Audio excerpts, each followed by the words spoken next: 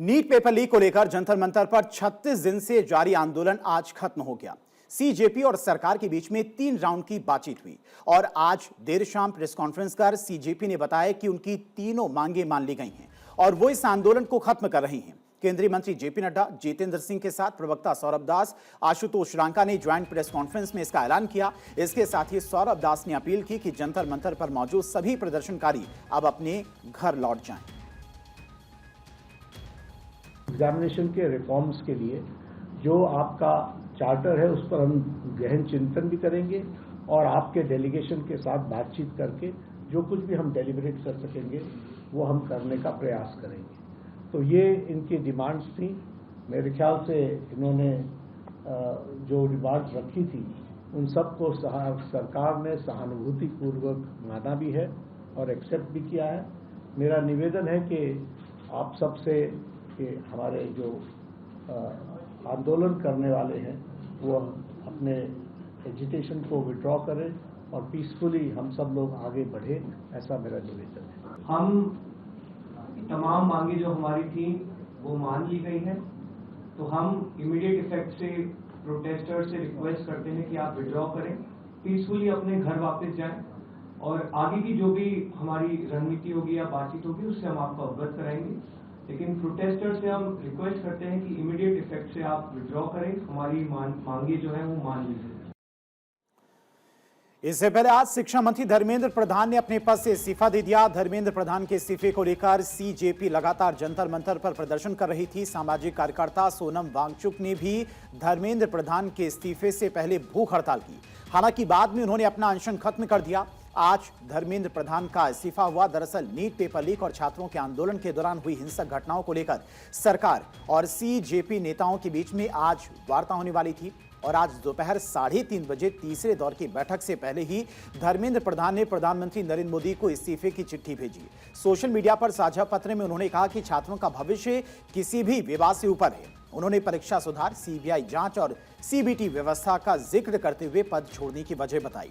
धर्मेंद्र प्रधान ने खुद अपने पोस्ट में लेटर जारी करके अपने इस्तीफे की जानकारी दी। धर्मेंद्र प्रधान ने जो चिट्ठी लिखी उसे थोड़ा समराइज करके आपको दिखाते हैं। धर्मेंद्र प्रधान ने दरअसल कहा क्या। उन्होंने लिखा कि मैं पिछले 4 दशकों से अधिक समय से छात्र, शिक्षक और शिक्षा सुधार के लिए समर्पित रहा हूं। मेरा सदैव यह विश्वास रहा है कि एक सशक्त, समावेशी और दूरदर्शी शिक्षा व्यवस्था ही सशक्त राष्ट्र की आधारशिला होती है। मैं देश के युवाओं की आकांक्षाओं, भावनाओं और उनकी न्यायोचित अपेक्षाओं का गहरा सम्मान करता हूं। भारत की युवा पीढ़ी के सपनों को साकार करना हम सभी के राजनीतिक एवं सामाजिक जीवन का नैतिक संकल्प रहा है।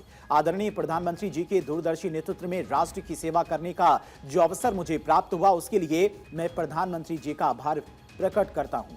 मैं सदैव हमारे प्रजातंत्र की शक्ति में अटूट विश्वास रखने वाला हूं तथा युवाओं की आकांक्षाओं, सपनों और अपेक्षाओं का गहरा सम्मान करता आया हूं। वे केवल भारत का भविष्य नहीं है बल्कि एक नए और विकसित भारत के वाहक, निर्माता और भविष्य के शिल्पकार भी हैं। पिछले 10 दिनों का घटनाक्रम देखकर मेरा मन दुखी है। ये मेरे लिए व्यक्तिगत प्रतिष्ठा का विषय नहीं है। भारत की युवा शक्ति ही इस देश की असली ताकत है। देश की युवा शक्ति को भ्रम के कुचक्र में फंसने नहीं देंगे, यही मेरा संकल्प है। जंतर मंतर पर और देश में जो स्थिति बनी है, इस स्थिति का राष्ट्र विरोधी ताकतें लाभ न उठाएं। देश की एकता बनी रहे और भारत के एक भी विद्यार्थी का भविष्य कानूनी पेचीदगियों में ना उलझे। हमारे बच्चे अपना समय पढ़ाई में लगाएं, करियर बनाने पर फोकस करें और इसी बात पर विचार करते हुए मैंने अपना त्यागपत्र माननीय प्रधानमंत्री जी को भेज दिया है। यानी एक तरफ आज शिक्षा मंत्री धर्मेंद्र प्रधान ने अपना इस्तीफा दिया और ये भी कहा कि 20 लाख से अधिक छात्रों की परीक्षा निष्पक्ष और सुचारू रूप से कराना उनकी सर्वोच्च प्राथमिकता थी। लेकिन कुछ लोगों ने छात्रों को गुमराह करने की कोशिश की जिससे उन्हें गहरा दुख पहुंचा। और इससे पहले शुक्रवार रात नीट पेपर लीक मामले में एनटीए ने 47 अधिकारियों को बर्खास्त किए थे। बर्खास्त अधिकारियों के खिलाफ क्रिमिनल केस दर्ज करने की बात भी कही गई है। अधिकारियों के मुताबिक एनटीए में सुधार के लिए जल्द ही और एक्शन लिए जाएंगे। एक दिन पहले सरकार ने गुरुवार को शिक्षा मंत्रालय के 2 सचिवों को बदला था। वहीं आउटसोर्सिंग व्यवस्था में बदलाव किया जाएगा और संस्था में तकनीकी सुधार लागू किए जाएंगे ताकि परीक्षाओं को पूरी तरह से सुरक्षित किया जा सके। और इसके अलावा ऐसा टेस्टिंग सिस्टम तैयार किया जा रहा है जिसमें पेपर लीक की गुंजाइश ना हो। प्रधानमंत्री मोदी ने जिस तरह से बच्चों के भविष्य को लेकर लगातार एक्शन में दिखाई दिए, नीट पेपर लीक कांड में अब तक जो कार्रवाई हुई है उसकी पूरी टाइमलाइन भी आपको समझाते हैं। 3 मई देश भर में नीट यूजी 2026 परीक्षा हुई। करीब 20 लाख स्टूडेंट्स शामिल हुए। 12 मई पेपर लीक के आरोपों के कारण परीक्षा रद्द कर दी गई, री एग्जाम की घोषणा की गई। 15 मई सीजेआई जस्टिस सूर्यकांत ने कहा कि बेरोजगार युवा कॉकरोच की तरह हर जगह फैल जाते हैं। 16 मई अभिजीत दीपके ने कॉकरोच जनता पार्टी के नाम से सोशल मीडिया मूवमेंट शुरू किया। 6 जून कॉकरोच पार्टी ने शिक्षा मंत्री के खिलाफ दिल्ली के जंतर मंतर पर पहला प्रदर्शन किया। 20 जून कॉकरोच पार्टी ने जंतर मंतर पर दूसरा विरोध प्रदर्शन किया। 28 जून कॉकरोच जनता पार्टी का समर्थन कर रहे सोशल एक्टिविस्ट सोनम वांगचुक अनशन पर बैठ गए। 20 जुलाई संसद के मानसून सत्र के पहले दिन सीजेपी ने चलो संसद मार्च निकाला। 21 जुलाई राहुल, प्रियंका और अखिलेश यादव ने पीएम आवास के बाहर प्रदर्शन किया।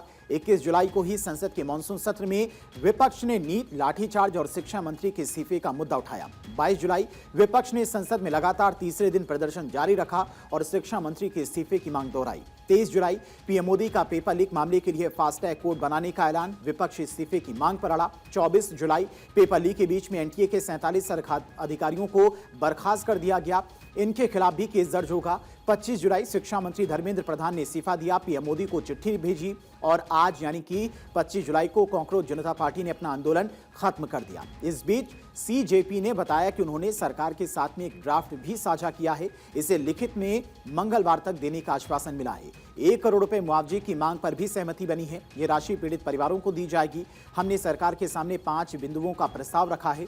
शिक्षा सुधार पर चर्चा के लिए 4 हफ्ते बाद फिर बैठक होगी। सरकार ने भरोसा दिलाया है कि नीट से जुड़े सुसाइड के मामलों में पीड़ित के परिवारों को सम्मानजनक मुआवजा दिया जाएगा।